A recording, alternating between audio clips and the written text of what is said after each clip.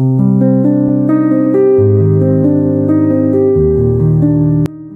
Friends, welcome to my channel. ఇవాళ నేను చేయబోతున్న పనీర్ మసాలా చేద్దామా. ముందుగా ఒక మిక్సీ జార్ తీసుకొని అందులో కట్ చేసిన అల్లం వెల్లుల్లిపాయలు, కొత్తిమీర, అలాగే కట్ చేసిన పుదీనా, మసాలా దినుసులు, కొద్దిగా సాల్ట్ వేసుకొని మిక్సీ పట్టుకోవాలి. మిక్సీ పట్టేసి పక్కన పెట్టుకుందాం. ముందుగా గ్యాస్ వెలిగించుకొని పనీర్ వేయించుకోవడానికి సరిపడా ఆయిల్ పోసుకోవాలి. ఆయిల్ హీట్ అయ్యాక కొద్దిగా సాల్ట్ వేసుకోవాలి. పనీర్ వేసుకొని వేయించుకోవాలి. వేయించుకునే ముందు ఆయిల్లో సాల్ట్ వేసుకుంటే పనీర్ కడాయికి అంటుకోదు. ఇలా అన్నీ ఫ్రై అయ్యాక ఒక ప్లేట్లోకి తీసుకోవాలి. ఇలా మొత్తం తీసుకొని సైడ్కి పెట్టేసేయండి. కడాయిలో కొద్దిగా ఆయిల్ ఉంచేసి అందులో పెద్దగా కట్ చేసి పెట్టిన ఆనియన్ వేసుకోవాలి. కట్ చేసి పెట్టిన టమాటో కూడా వేసుకోవాలి.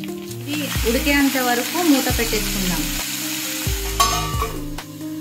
ఆనియన్ టమాటా అంతా ఉడికిపోయింది. దీనిని చల్లారాక మిక్సీ పట్టేసి పక్కన పెట్టుకోవాలి. ముందుగా గ్యాస్ వెలిగించుకొని కడాయి హీట్ అయ్యాక 3 స్పూన్ల ఆయిల్ వేసుకోవాలి. ఒక తేజ్పత్తా వేసుకోవాలి. 2 పచ్చిమిర్చీలు, సన్నగా కట్ చేసి పెట్టిన ఒక ఆనియన్ వేసి బాగా కలపాలి. మిక్సీ పట్టిన పుదీనా, కొత్తిమీర, అల్లం వెల్లుల్లి పేస్ట్ వేసుకోవాలి. అలాగే 1 టీ స్పూన్ పసుపు వేసుకొని కలుపుకోవాలి. మిక్సీ పట్టిన టమాటో, ఆనియన్ పేస్ట్ వేసుకోవాలి. వేసి బాగా కలుపుకోవాలి. అంతా కలుపుకున్న తర్వాత ముందుగా వేయించుకొని పెట్టిన పనీర్ని వేసుకోవాలి.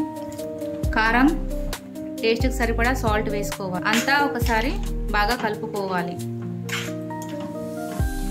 అంతా కలిపేసి ఒక 5 మినిట్స్ కోసం మూత పెట్టేయాలి. మూత తీసి చూద్దాం.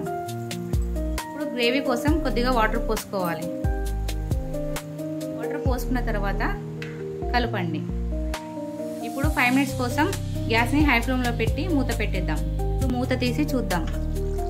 కొద్దిగా గరం మసాలా, అలాగే కట్ చేసి పెట్టిన కొత్తిమీర వేసుకోవాలి. అంతా బాగా కలుపుకోవాలి 2 మినిట్స్ కోసం. తింటే ఎంతో టేస్టీగా ఉండే మసాలా పనీర్ రెడీ. ఇలాంటి మరిన్ని వీడియోల కోసం నా ఛానల్ని లైక్ చేయండి, షేర్ చేయండి, సబ్స్క్రైబ్ చేసుకోండి. అలాగే కామెంట్ కూడా పెట్టండి.